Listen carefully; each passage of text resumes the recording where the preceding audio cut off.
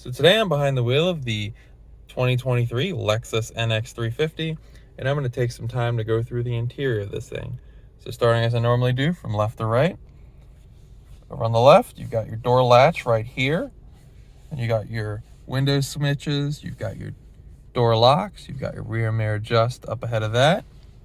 Right here, you've got 3 different buttons for the setting the driver's seating position. You got a nice Mark Levinson speaker in the door.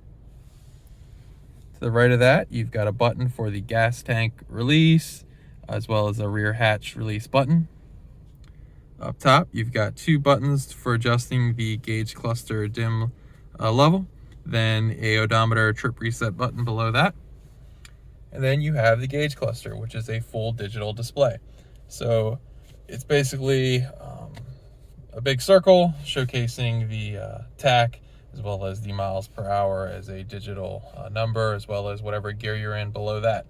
The bottom portion can be adjusted between different options and different pages, starting over on the left. So you got the cruise control mode, you got average fuel economy, average speed, the eco indicator, audio, whatever you're listening to. You have a compass. If you have some navigation, it'll appear there as well.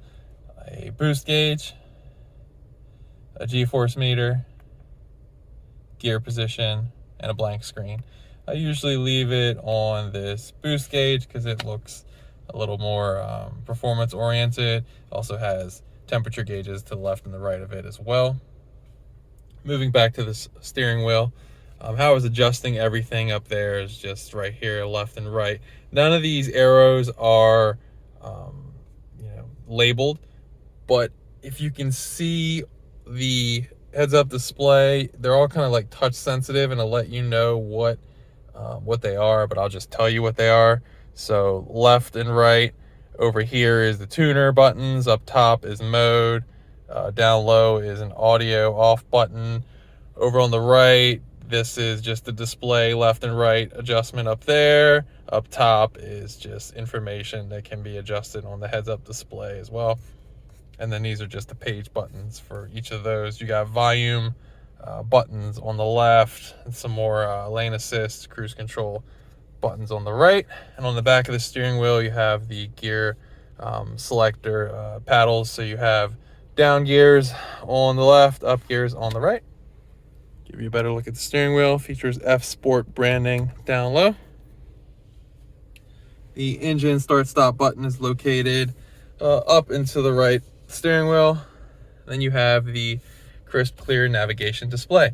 So there's basically 5 different options on the left, which will pop you into different screens. But starting up top, you have navigation, if you have that. You have audio, whatever you're listening to, phone.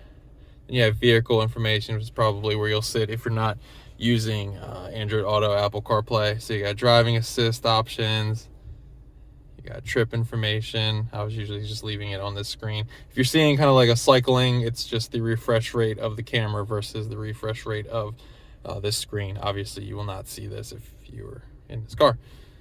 The all-wheel drive up, so these little bubbles next to each tire basically show the amount of power going to each. This is the all-wheel drive model. Tire pressures for all 4 corners, vehicle alerts, and then you have the settings, which you can adjust everything: personal info, Bluetooth devices. Under general, you can adjust date, time, keyboard, things like that.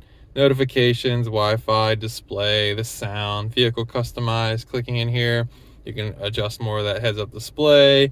The custom drive mode, I'll showcase how you can adjust the drive modes quicker down low when I get more on the center console. But if you click here, you can basically set that custom drive mode. So the powertrain can be between power, normal, eco, suspension, sport, normal, steering, sport, normal, and the air conditioning, eco and normal, which obviously will cut it down for a more fuel efficient driving experience. Tire pressure, steering switch, you name it, you can pretty much change it. And you also notice down low, this is all the HVAC controls, which are also touch sensitive buttons. So for both the driver and the passenger, you've got 3 levels of heated and ventilated seats. The driver gets 2 levels of a heated steering wheel, And the fan controls are touch sensitive, but the temperature is an actual knob for both the driver and the passenger, but it displays digitally in the center. You have defrost for the front and the rear and the mirrors over on the right, and then a volume knob and power is also in the middle. Then you have your hazard button below that, and then kind of following this to the left, this is the drive mode control knob. So as it's labeled, to the left is Eco, to the right is Sport and Sport Plus, and pushing it in is normal and custom. And that will drastically change up the the gauge cluster in each of the modes. So right now, Sport Plus, you can see kind of changes it up. Pushing it in normal, then I'm in custom. You can also see it pops it up there as well. If you're in custom, you can quickly hit the settings right there and it'll allow you to adjust if you're not rooting around in the settings screen. You have a little cubby hole spot right here, probably put your key. To the right of that, you've got a USB-C, which is chargeable, and this is where I usually plug to get my Android Auto. I use this USB plug right here. There's a charge mat,